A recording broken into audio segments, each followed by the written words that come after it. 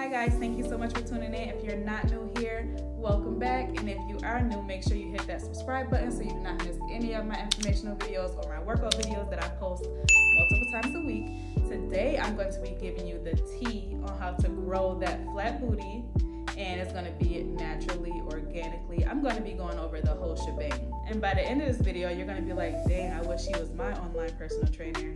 Hint, hint.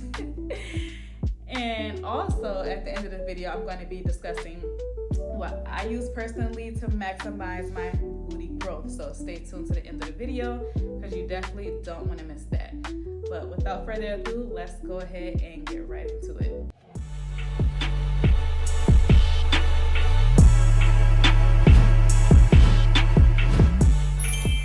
So first and foremost, I'm going to say that growing your booty is actually easier than you might think. It is so simple. So the first thing that you need to do is strength train. I don't care what nobody say. You can't use cream, you can't use oils, you can't use nutrition alone to grow that booty. What you can do is lose weight. You can use nutrition alone to lose weight, but when it comes to growing muscle, you need to strength train. Now let's go over what you need to do specifically. So every glute day, you need to have a hinging movement, you need to have a compound movement, and you need to have a glute isolation movement, and you need to have a abductor movement. So the abductor is where you're going to open and close your legs. The hinge is going to be something like a glute bridge or a good morning.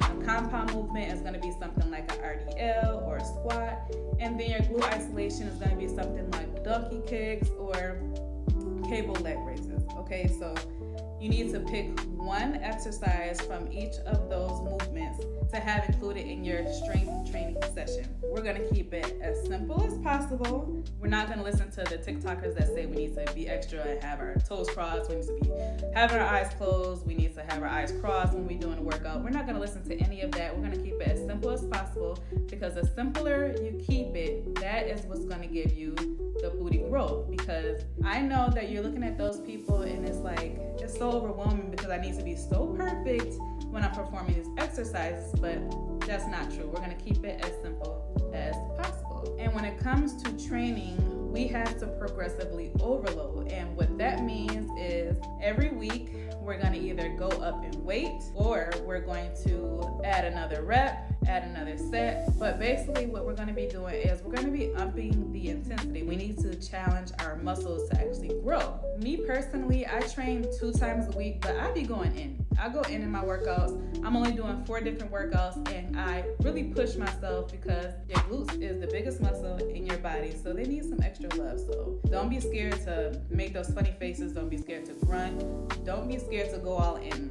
And like I always say, once you start to feel that burn, don't stop because that's when you are creating the muscle tears that your muscles need to actually repair and grow. So that's when you get into muscle growth, when you start to build up that lactic acid, and when you're building up that lactic acid, that's what's gonna give you that booty growth. So don't stop when you start to feel the burn. And the next thing when it comes to strength training is don't overtrain. So less is more. Like I said, I personally do glute day twice a week, so you don't want to go every other day. I used to do that and my booty was small. I actually made my booty smaller because I wasn't giving myself a chance to actually grow and my muscles to repair because I was constantly working them. So less is more. So 2 to 3 times a week, that'll do. The number 2 thing that we need to do to grow our booty is to eat. Now this is so important because I see so many people like, oh my God, I'm so proud of myself because I woke up and I just ate a Pop-Tart today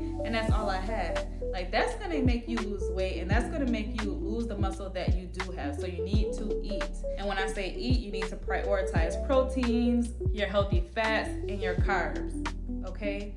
You're not eliminating carbs, that is super unhealthy.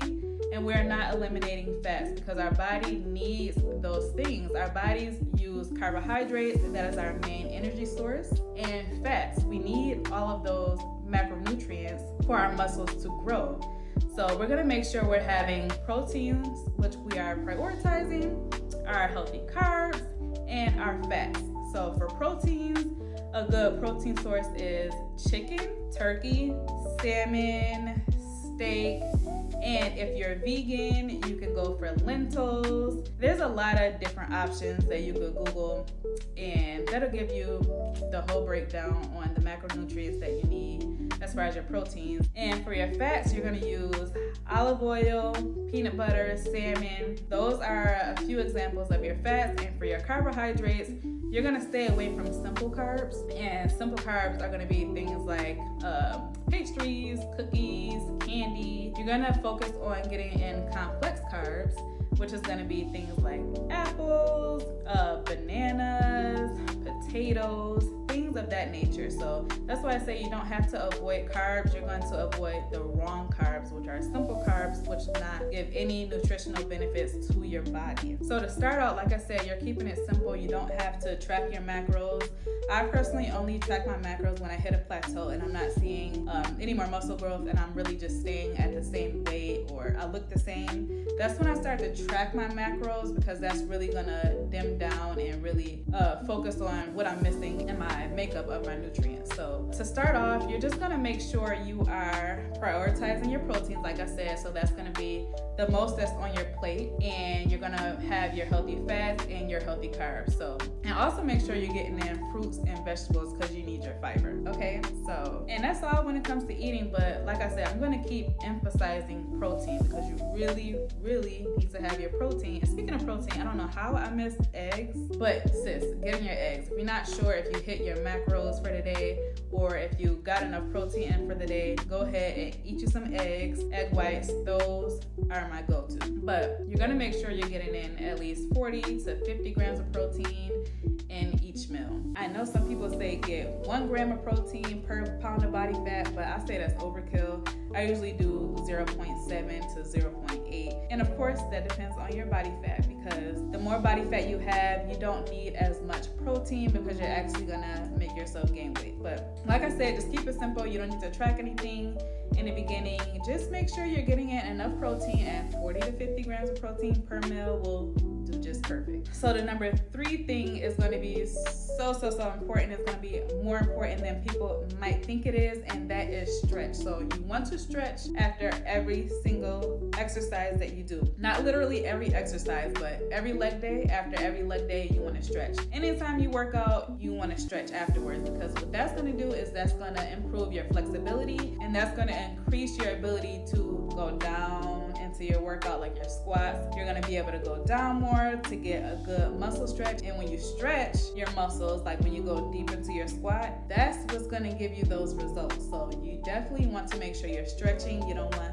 muscle tightness, and that's what's going to improve your muscle growth as well, because it's going to aid in recovery and it's going to help you to not be sore. I know some people are so afraid of the sore feeling, but that personally, I'm crazy. That's my favorite. The muscle soreness the next day is my favorite. I don't know why, but it is. So do not forget to stretch. That is just as important as strength training and eating.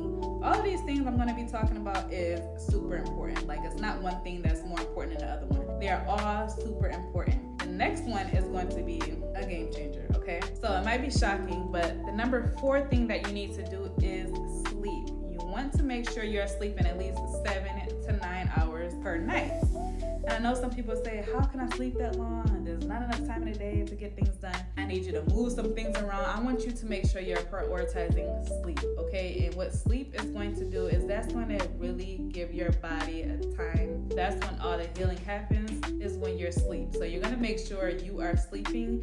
And if it's really impossible, and I say impossible, not saying that you don't want to do it. If it's impossible for you to sleep 7 to 9 hours straight throughout the night, I want you to make sure you're at least napping. You can't run 4 to 5 hours on sleeping and think that you're going to grow some muscle, because it's not going to happen. You need to make sure you're sleeping. That's going to give your body time to heal itself, and that's going to give you more energy to work out. So no wonder why you're walking around grumpy, or you're going to the gym and saying, I can't do this.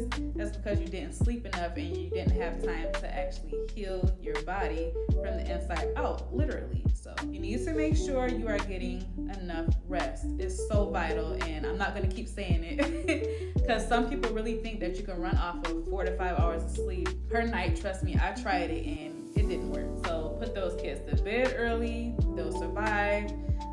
Lay off one of the tasks, it'll still be there the next day.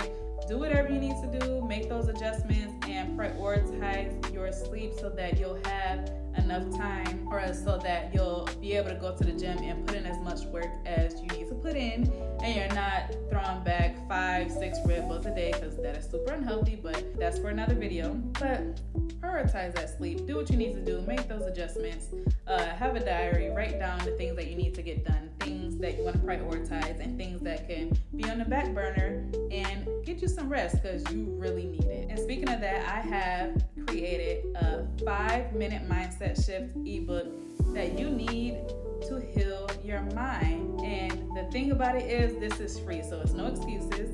Head over to my website and download that free ebook. So you're gonna need that, because when it comes to anything that you do, your mind, your subconscious mind, your brain is going to make those decisions for you. So that's why I created that ebook, to give you the information that you need to start your fitness journey, because it all starts from here. So go ahead and download the ebook. And next, I'm going to be talking about my personal journey, how I started. This is going to give you some motivation, because believe it or not, my body changed so much. And I'm going to be talking about what I did, because I spent so many years trying to strength train, trying to eat right, and it actually took me about 5 years to grow my booty. And it does not take that long, but I didn't have the knowledge that I'm sharing with you today. So I'm going to be sharing what I did personally to start growing my glute. So I'm going to try to keep it as short as possible and cram in all the information that you need. But I was overweight, and I just want to say this, because a lot of people say that you need to start with something, or you need to have a big booty to start with, or it's all genetics. Stop saying that, because it's offensive, and I don't know about you, but I'll be putting in work. So I strength trained throughout my whole pregnancy, every single pregnancy. I'm a mom of 4, and I'm very active, but my last 3 pregnancies, I worked out all my pregnancies. I be putting in that work, and my husband be saying that I do too much, but you kind of got to do too much sometimes. But I make sure I don't overdo it. But stop saying that it's genetics, or you need to start with something, because I don't care if you're an endomorph, a mesomorph, I don't care what your body type is. Anybody can change the size of their glutes with the information that I just gave you. So let's just start there, and I'm gonna share my personal story. So before I started my fitness journey, I started off overweight, total flapjacks, had no booty, had nothing at all, okay? So I started out, and I took the long route. So I didn't do the whole body recon thing. I just lost all my weight first, and then I was a skinny fat, and then I gained the weight, and then I grew my booty. So long story short, I lost all the weight, grew my glutes. So let's get to the part where I'm gonna start off by telling you what actually grew my glutes, because that's what you guys really came here for. You guys don't wanna hear about anything that's irrelevant. So what I used that helped me start growing my glutes is I started doing everything that I told you guys. I started prioritizing my proteins. That's the most important when it comes to nutrients. But when I actually started to keep it simple and doing things like progressively overloading and not being afraid to go up in weight every week, or increase my reps, or increase my sets, that's when I started seeing the most muscle growth. Like I said, less is more, and I was actually able to go from this to this fairly quickly. And I'm going to be giving you guys the bonus, the things that I use personally to increase my glute. So I'm glad you stuck around to the end, because these are very important, and this is where most of the change happened. So I started taking creatine. So if you guys don't know what creatine is, go ahead and check out this video.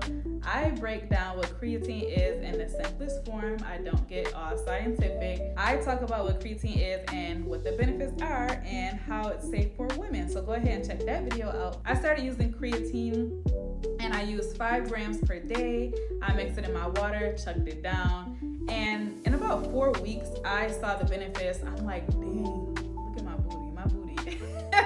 It's like one day I looked in the mirror, and I'm like, I had to do a double take, because I'm just like, what the hell is going on? Like, my booty just got so big. Like, it gave me, when I started using creatine, I noticed I had more energy, my endurance improves, all of that. So of course you want to consult with a doctor before you start taking any supplements. What has helped me grow my glutes. So go ahead and consult with your doctor first before trying creatine. The next thing that I use is BFR bands. BFR bands, just to simplify what it is, I use it, I put it around my legs, and that is going to restrict blood flow. And usually people use BFR bands when they're low on time or they have an injury and they don't want to lift as much and they want to have a shorter session. So when I started using BFR bands, I noticed a few reps in, I started to feel the burn quicker. So that really helped grow my glutes. And I noticed that when I started using BFR bands, I actually had a bigger pump with my booty. So I don't care what people say. Some people say that BFR bands don't do anything. Sis, do not believe that. I promise you, when I started using BFR bands, I noticed a significant change in my glutes. So with creatine and BFR bands paired together, that did it. That was the game changer. So on top of everything that I discussed today, which is very simple, and using my bonus, that's gonna grow your glutes. I promise you.